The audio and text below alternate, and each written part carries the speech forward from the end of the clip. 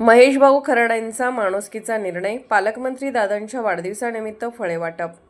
चंद्रकांतदादा पाटील यांच्या वाढदिवसाच्या निमित्ताने वृद्धाश्रमात फळ वाटप करण्यात आले.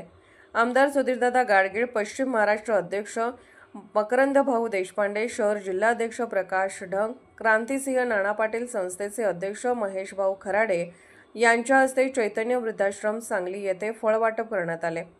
क्रांतिसिंह नाना पाटील बहुउद्देशीय सेवाभावी संस्थेच्या वतीने हा उपक्रम राबवण्यात आला. पालकमंत्री यांनी माझा वाढदिवस सामाजिक उपक्रमाने साजरा करावा, हार तुरे काहीही आणू नये असे आवाहन केले होते. त्या आव्हानाला प्रतिसाद म्हणून संस्थेचे अध्यक्ष महेश भाऊ खराडे यांनी सदर उपक्रम राबवण्याचा निर्णय घेतला. यावेळी माननीय सुधीरदादा गाडगीळ म्हणाले, पालकमंत्री चंद्रकांतदादा पाटील यांचे काम उत्कृष्ट आहे. त्यांची वाटचाल सामाजिक भावनेतून सुरू आहे. त्यामुळेच त्यांच्या आव्हानाला प्रतिसाद देत महेश खराडे यांनी हा स्तुत्य उपक्रम आयोजित केला. महेश खराडे म्हणाले, चंद्रकांतदादा यांच्या आव्हानाला प्रतिसाद देऊन वृद्धांच्या आरोग्याला हितकारक होतील अशी फळे देण्याचा निर्णय घेतला. या वृद्धाश्रमात वृद्धांची योग्य ती काळजी घेतली जाते व शारीरिक मानसिक आरोग्याची देखभाल केली जाते.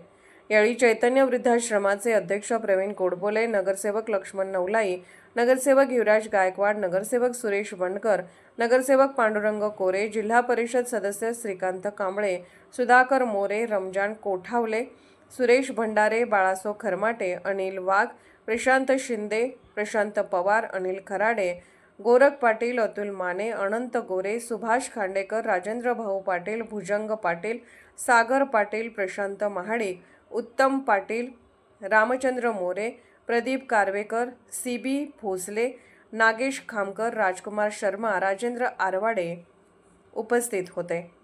तसेच विजय पाटील आदी मान्यवर उपस्थित होते.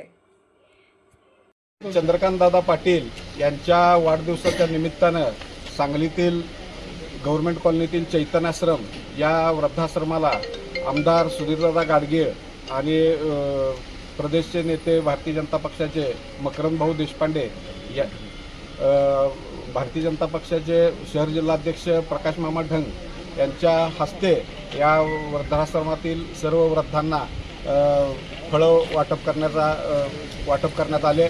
चंद्रकांतदादा यांनी त्यांचा वाढदिवस साध्या पद्धतीनं आणि विविध सामाजिक उपक्रमाच्या माध्यमातून साजरा करा असं आव्हान केलं. त्या आव्हानाला प्रतिसाद देऊन क्रांतिसिंह नाना पाटील बहुउद्देशीय सेवाभावी संस्थेच्या वतीनं हे फळ वाटप करण्यात आलं. आणि निश्चितच या वृद्धाश्रमातल्या सर्व वृद्धांचं आणि व्यवस्थापनाचंही आम्हाला सहकार्य लाभलं. त्यांचंही आम्ही आभार मानतो. आणि सुधीरदादा, मकरंद भाऊ आणि प्रकाश मामा ढंग हे या ठिकाणी उपस्थित झाले, त्यांचेही मी आभार मानतो.